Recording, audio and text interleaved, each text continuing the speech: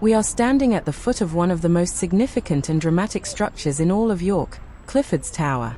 This single stone building, standing atop its massive earth mound, carries a history far heavier than its stone walls suggest.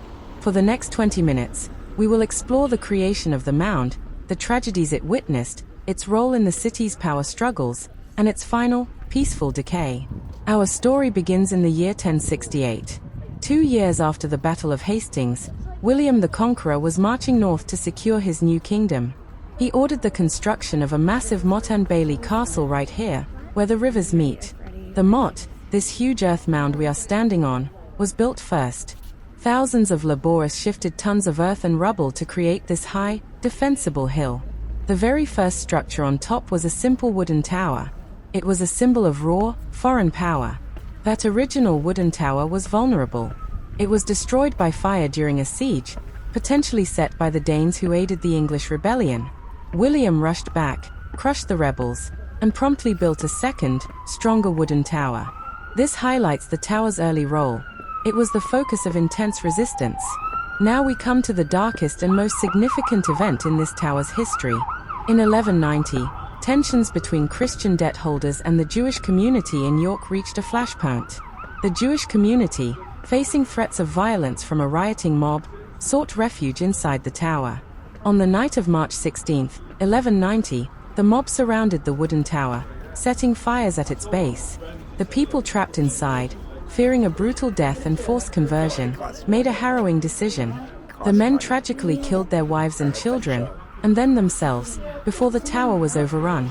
The tower burned down that night, and this spot became the site of a brutal self-inflicted mass suicide, one of the most horrific anti-Semitic events in all of medieval England. The tower we see today is not wood, it is stone. It was rebuilt between 1245 and 1262 by King Henry III. This stone keep was designed to be beautiful as well as strong. It is famous for its unique catafalque or four-lobed shape, indicating its importance as a royal castle.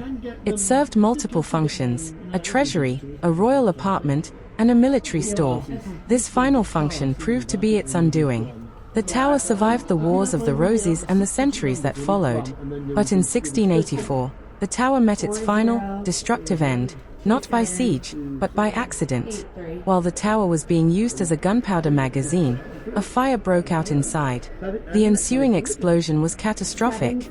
It ripped through the stone building, blowing out the center and leaving the tower largely in the ruinous state we see today.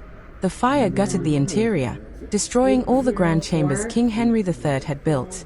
After the explosion, the tower was essentially abandoned. We finish our exploration at the base of this powerful ruin. Clifford's Tower stands as a constant reminder of the various powers that have dominated York, the ruthless military might of the Normans, and the tragic, immense cost of intolerance. As you look up at the stone walls, you are looking at 10 centuries of history, power, and tragedy. Of course, let us continue our look at the deep history contained within the walls of Clifford's Tower. The early stone castle. Even after the great tragedy of 1190, the site remained essential to the crown. The wooden structures were quickly replaced by stone defenses. The main stone castle, the entire complex, not just the tower, was constructed across the river, spanning the space where the courts and prisons stood for centuries. The tower itself, built in the 1300s, was meant to be the final, strongest refuge.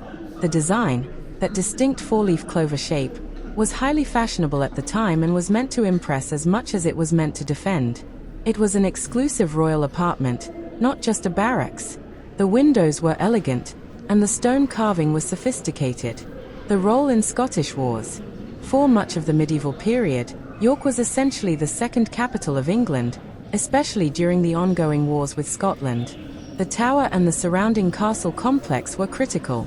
Monarchs like Edward I and Edward III often spent long periods here, using the castle as the headquarters for their military campaigns.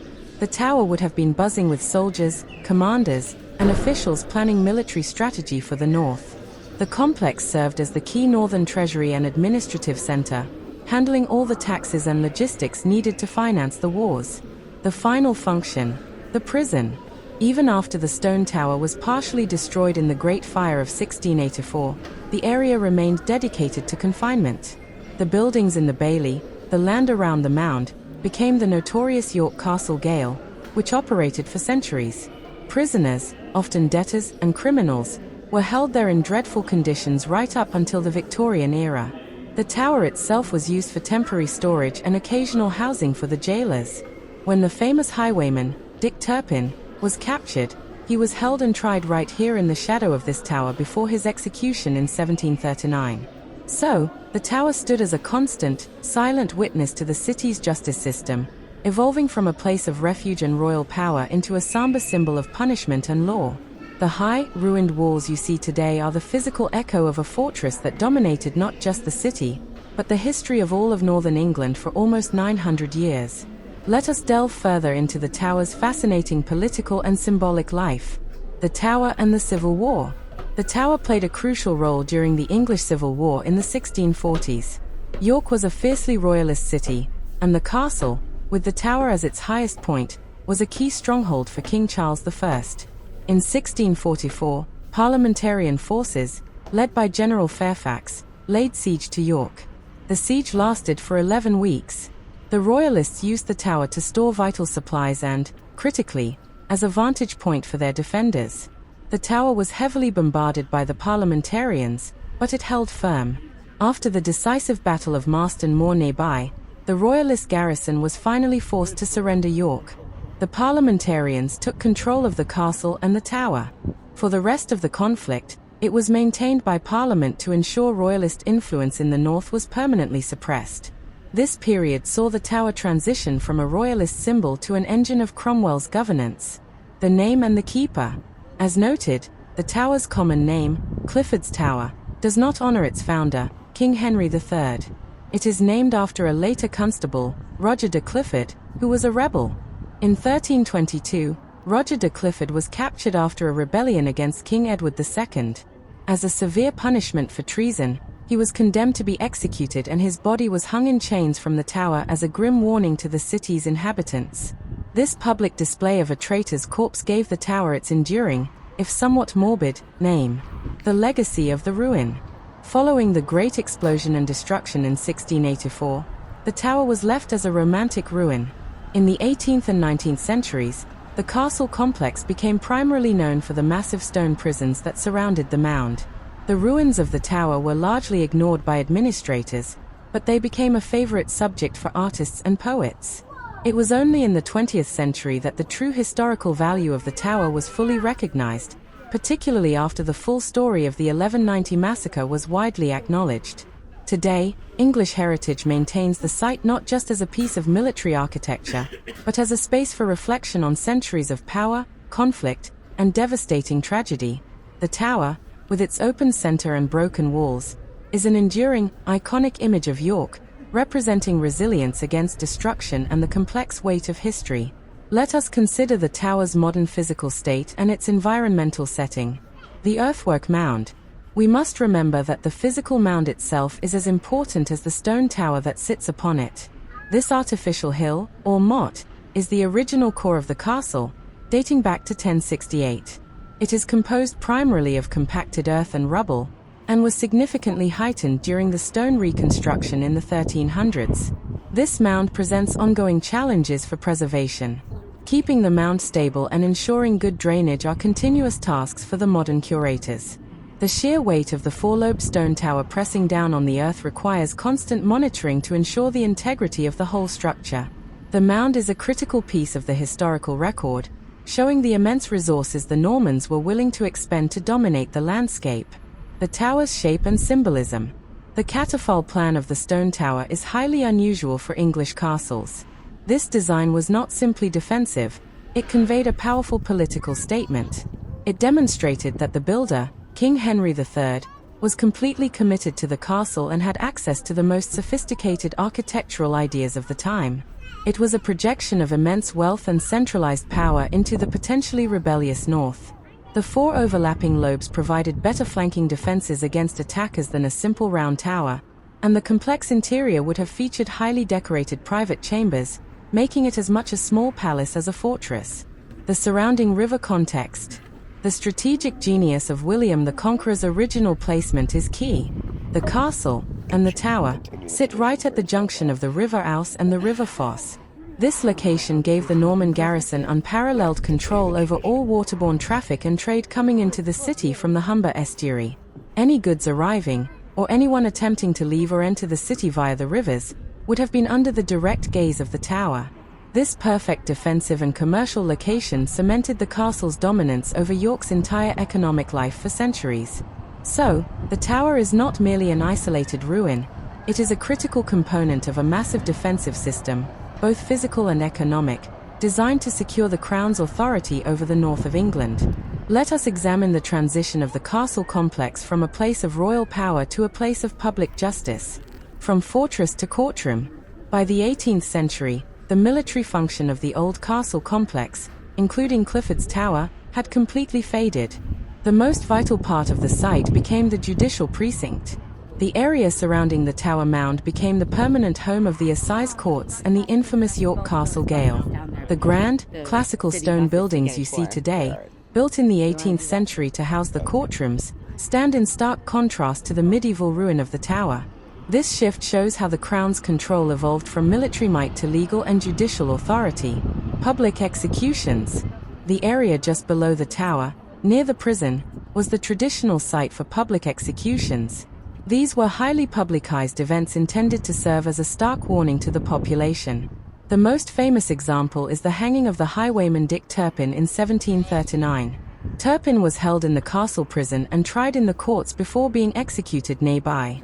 The presence of the ruined tower, a historic symbol of authority, looming over the scaffold added tremendous psychological weight to the proceedings. The tower, therefore, transitioned into the ultimate backdrop for the city's final acts of justice. The tower's enduring symbolism. Even in ruin, the tower remains a powerful symbol. It has been interpreted differently across the centuries. Medieval, a symbol of Norman oppression and control. 18th century, a picturesque, romantic ruin favored by landscape artists. 20th century to today, a memorial for the massacre of the Jewish community in 1190, recognized as a vital place for historical reflection on religious tolerance and persecution. The tower's silence today speaks volumes, encompassing all these narratives within its moss-covered stone walls. We now shift our focus from the tower's long, turbulent past to its vibrant, contemporary presence as a major point of interest in York. Today, Clifford's Tower is no longer a fortress, a treasury, or a prison. It is a destination, managed by English heritage, and the experience begins with the gentle challenge of the ascent. Visitors now climb the sloping motte, the man-made hill itself, before reaching a set of modern wooden stairs that lead up to the ruinous entrance. The moment you step inside the fractured, open shell of the castle keep, the reward is immediate. The tower offers one of the most stunning panoramic views of the city of York. Looking outward, the ruined frame acts as a window onto 900 years of history. To the north, you can see the spires of York Minster rising above the medieval rooftops.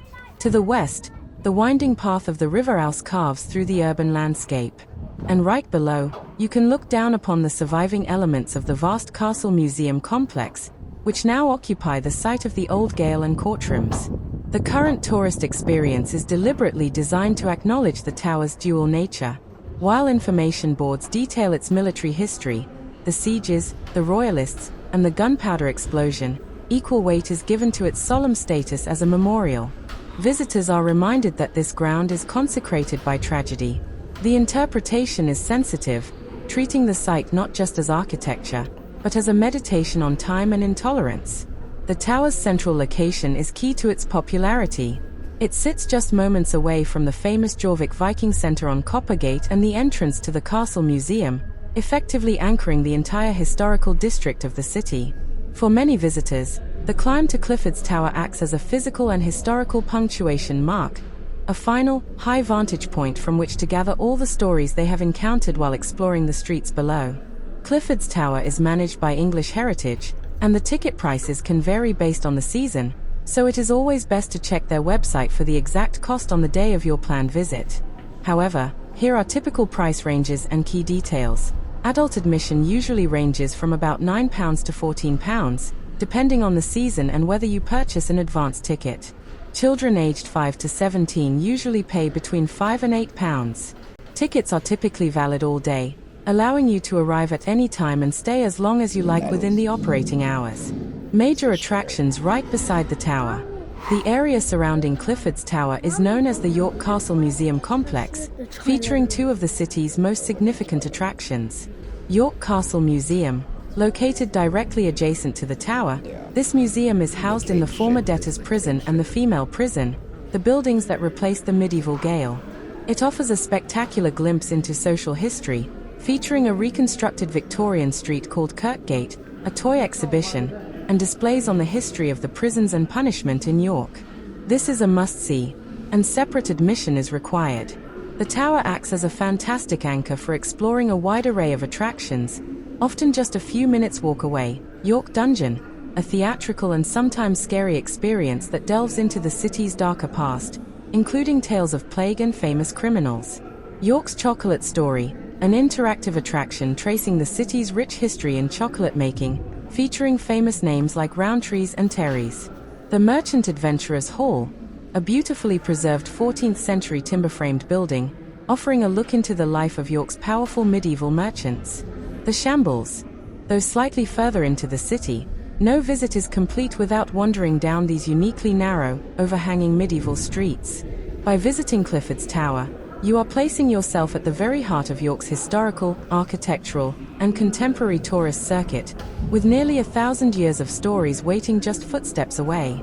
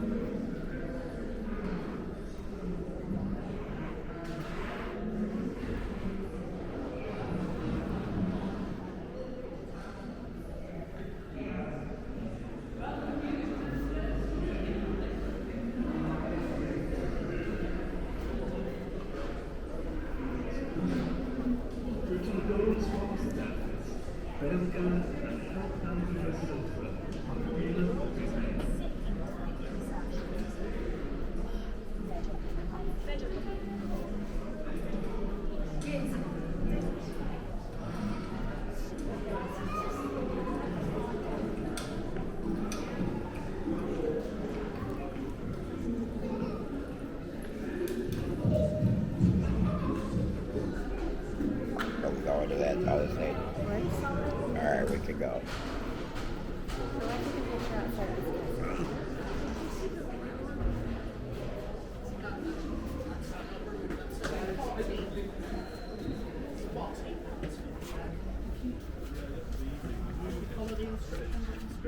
When we've done all the putting all the newspaper down, I went around. Is it like an artificial hill? I don't know. No? Yeah, it probably is. I don't know.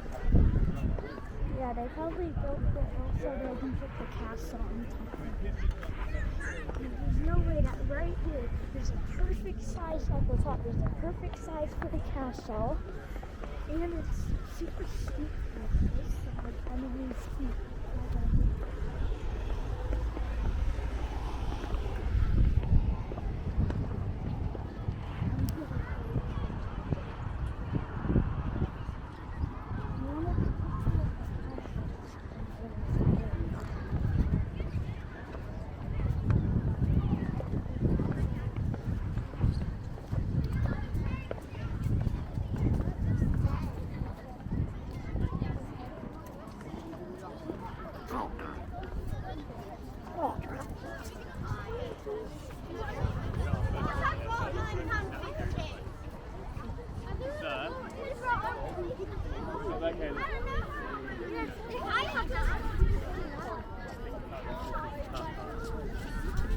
You can go back round there. That's what I mean. Everyone turn around and go that way.